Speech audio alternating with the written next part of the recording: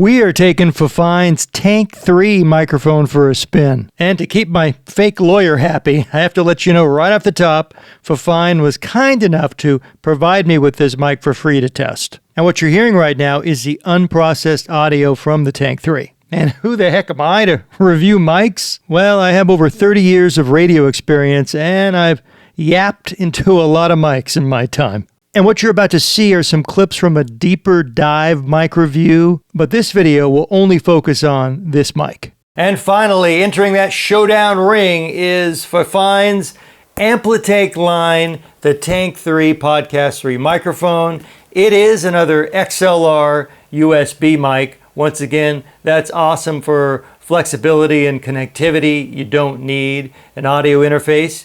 I mean, at first glance, wow, it looks sleek.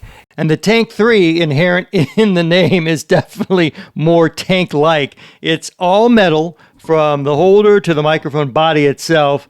It's an all-metal design. And it definitely holds up against the RE20 if we bust out that trusty scale and we'll go head-to-head.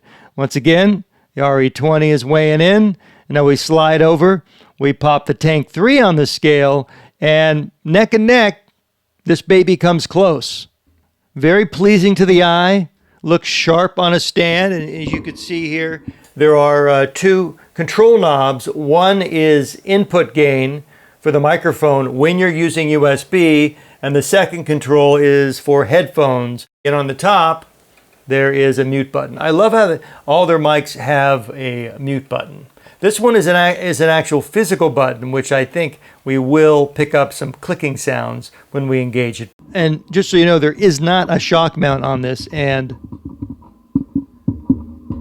but what mic isn't going to pick that up? But I mean, because if you are using this on a podcast and if you're moving the mic, it will pick it up. So just be very ginger with your movements of the mic while it's live, because it will pick it up. An important test was recording voiceover into Audacity, and I used the Tank3's XLR connectivity for this test.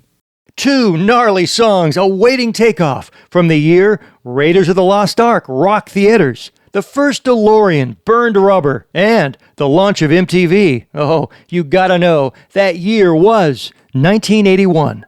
Something important with budget mics is, can they handle audio processing? Because I always hit my voiceover with some EQ, compression, and limiting. Okay, how does the Tank3 handle a little compression?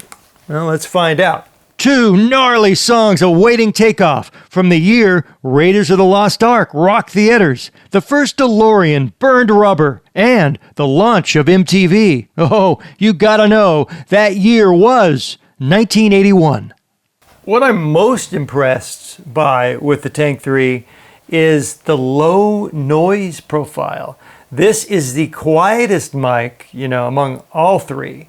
And once again, there's only so much you can do with a mic that is already, I think, processing the sound on board a touch.